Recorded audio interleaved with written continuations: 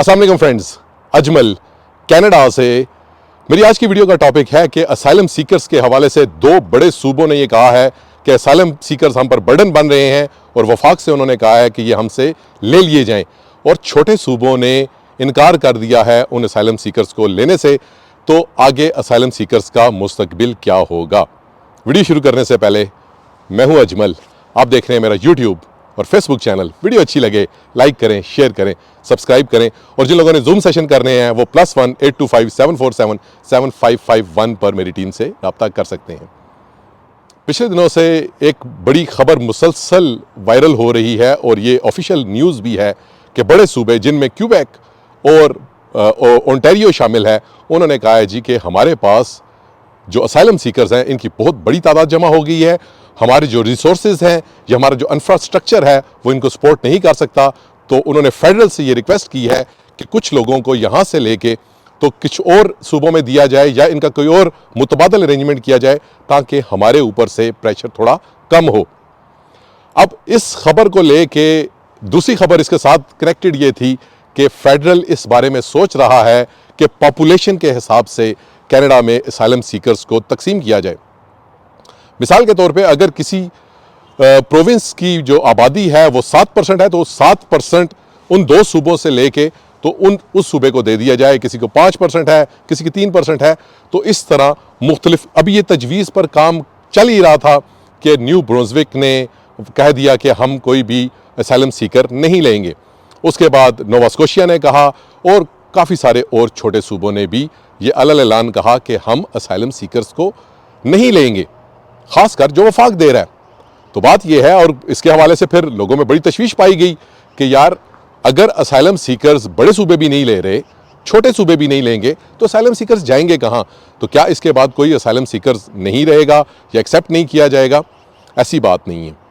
बात यह है कि कनाडा, मैं अपनी पिछली भी वीडियो में कह चुका हूँ कि असाइलम सीकर्स अगर खुदा न खासा किसी बंदे को प्रोसिक्यूशन का सामना है तो कनाडा बाउंड है, क्योंकि कनाडा ने ट्रीटी साइन की हुई हैं उन लोगों को उनका केस मेरिट पर सुनने के लिए। अब बात यह है कि बड़े सूबों में तादाद बहुत ज़्यादा है, वो मैं पिछली वीडियो में भी बता चुका हूँ कि वहाँ पे इसी वजह से इन्फ्लक्स ज़्यादा होने की वजह से असाइलम सीकर्स का पूरी दुनिया से लोग जब आते हैं तो उनका पहला जो मस्कन होता है वो ओंटारियो टोरंटो होता है या मॉन्ट्रियल होता है क्यूबेक के अंदर। ये दो उनकी असाइलम सीकर्स की पूरी दुनिया से आने के बाद फेवरेट डेस्टिनेशंस होते हैं। अब वहाँ पे चूँकि तादाद बहुत ज़्यादा हो चुकी है और वो सूबे जो है उन्होंने हाथ खड़े कर दिए हैं, तो छोटे सूबों में वैसे भी मैंने आपको पहले भी बताया था कि टाइमिंग थोड़ी कम होती है। वहाँ पर टाइमिंग ज़्यादा इसी वजह से है क्योंकि वहाँ पे रश बहुत ज़्यादा है।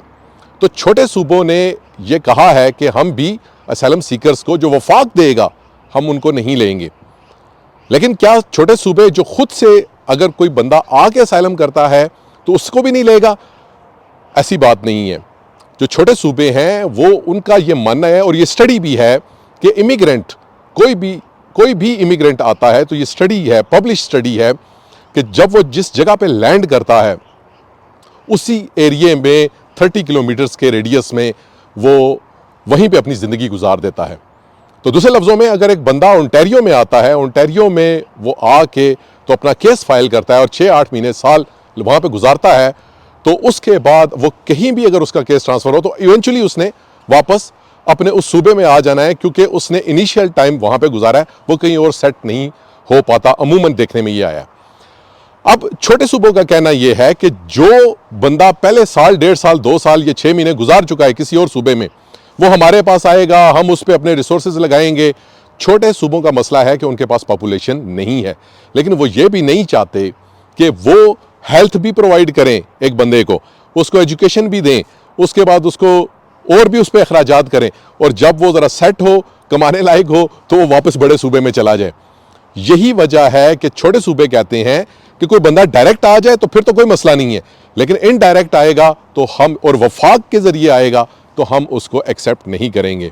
दूसरे लफ्ज़ों में मैं फिर यही कहूँगा कि अगर पूरी दुनिया में किसी को भी अगर प्रोसिक्यूशन या जुल्म और सितम का सामना है और वो कनाडा में आके उसने असाइलम ही करना है, तो उसको चाहिए कि बड़े सूबों की बजाय छोटे सूबों में अपना रुख करे और छोटे सूबों में उनका जो प्रोसेस है वो हो भी जाएगा। और वो कहने का मकसद ये है कि अपना टाइम, अपना जो रिसोर्स है या अपना जो मेन अपना फोकस है, आपको चाहिए कि वो जो भी प्रोसिक्यूशन का शिकार है वो छोटे सूबों का रुख करे, बड़े सूबों की तरफ ना जाए। क्योंकि बड़े सूबों में एक तो टाइम बहुत ज़्यादा लग रहा है, दूसरा रिसोर्सेज की कमी होने की वजह से वो उसमें काफ़ी सारे मुश्किलात पेश आ रही हैं।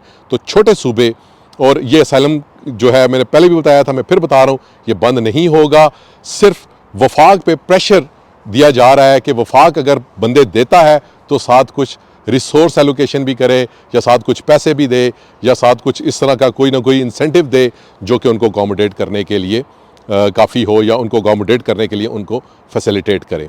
तो इस वजह से छोटे सूबे बेसिकली इhtजाज ये कर रहे हैं कि हमें, अगर आपने देने ही हैं तो आप साथ हमें रिसोर्सेज भी दें, आप हमें साथ में डॉलर्स भी दें, दूसरे लफ्ज़ों में।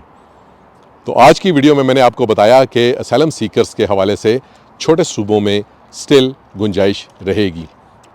वीडियो अच्छी लगे लाइक करें, शेयर करें, सब्सक्राइब करें। Thank you.